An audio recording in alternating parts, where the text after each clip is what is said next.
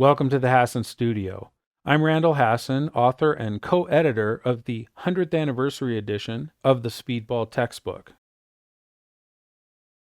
Many of us, along our calligraphic journey, have been lucky enough to have positive influences in the development of our lettering. Teachers, mentors, colleagues, and friends all play a part in our education. Michael Clark has been one such influence for me. I'm happy to talk about Michael and his work in this excerpt from my Writing with the Bent Nib series.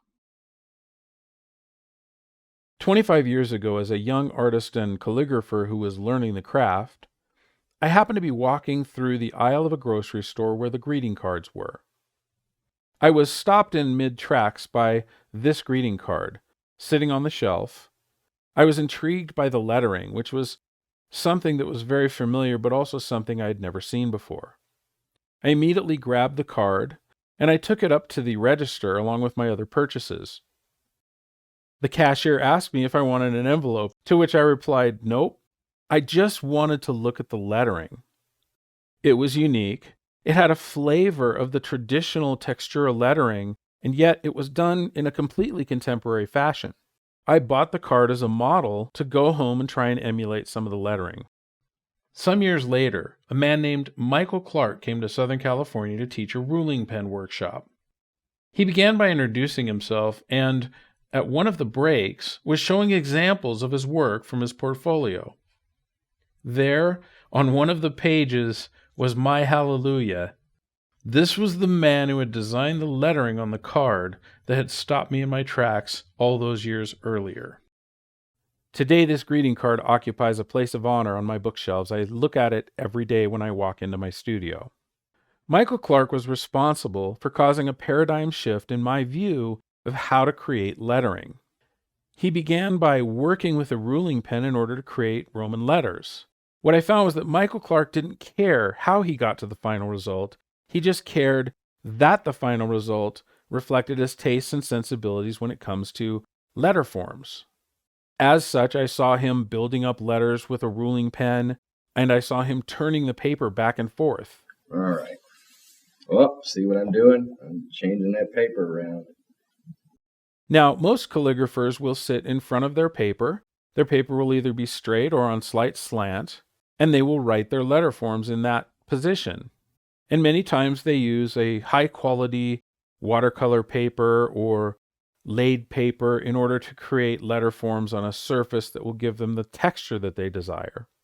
Michael didn't care about any of that. Michael worked on a yellow pad. Michael turned the paper with certain types of letter forms almost constantly throughout his lettering process. He's a lettering artist who was trained in traditional methods. He sat in a class that was created by the late, highly regarded lettering artist Hermann Zoff, and so he knew the basics and fundamentals of lettering, and yet he used those basics and fundamentals and then created his own ways of creating the types of letter forms that he was looking to express when he did commercial work. As an example, he would take a Speedball Elegant Writer, which is a calligraphy felt pen. He would cut off the felt at an angle, and then he would push the pen backwards instead of pulling the pen like a normal calligrapher would. His goal was to create an uneven, rough texture in his lettering. He would use a ruling pen to create a skeleton letter form, and then he'd use that same ruling pen in order to build up the areas of the lettering that he wanted so that he would have a thick and thin in a delicate fashion. This method had a great effect on me. After this particular workshop, in fact, I was in the middle of a painting in which I had lettering that I hadn't solved. When I saw this technique, I knew that I was able to solve the lettering problem. And that painting today, called To Know His Thoughts, has the main lettering in Michael Clark's technique. The lettering behind me right now is done in the same fashion. These techniques made sense to me because as an artist, I was used to painting things until they looked right. I didn't just make one stroke with the brush. I would render my characters in order for them to create a 3D effect. So working on lettering until it looked right made a lot of sense to me.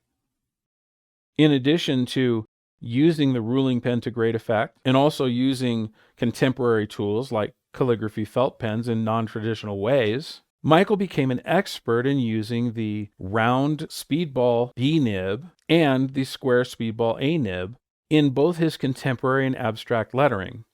He initially found the B nib because he was trying to figure out how to get a contemporary brush effect at smaller sizes without using the flexibility of a brush. He wanted just a little bit more control. He experimented with the A nib to create lettering in an abstract fashion with thicks and thins that had a quality and a character of texture that was just pleasing to look at. Because so much of his lettering has been done with these tools, both the elegant writer and the bent nibs, Michael is the type of artist who loves to be able to leave a legacy for people. In his 70-page perfect bound volume called In a Lone Breath, Michael detailed many of the commercial works that he had done over the years. And not only did he detail the final results, but also the methodology in which he made them. Michael will talk about the symbolism in his work. For example, he likes to have subtle symbolism that people can get just a little bit later. He created this greeting card for the Christmas season, and it takes a while to figure out that what he's created is an upside-down Christmas tree. Much of his lettering has been developed into fonts. One of my favorites is the font called Sting. It's the same lettering that was on the Hallelujah card and was seen in the Speedball textbook. This is an example of him using the Speedball felt pen, the elegant writer, instead of a traditional broad-edged metal nib. He used that tool in order to get the texture that he desired. Later in the book, you'll see many of the illustrations that Michael has where his original work is done on legal pads. And then still later, there are areas where you can see his original calligraphy and then how it was translated into a font. Michael's influence on me came a little bit later after I had begun to use the Speedball B nib in a fashion that it wasn't intended to be. As a young calligrapher in class, I had an assignment to write a longer text with the Speedball B nib. I found that at the end of the strokes, I was lifting the pen off the page, and it gave a little bit more of a free form and perhaps even a little bit more of a brush-written look to the text that I was writing. So I'd begun to experiment with some of these techniques before I met Michael, but Michael had taken those experiments so much farther. In the coming sessions, while we're looking at the scripts that we'll be using, we'll intersperse those sessions with some of Michael's techniques. In the next session, we'll be working with a basic Speedball script.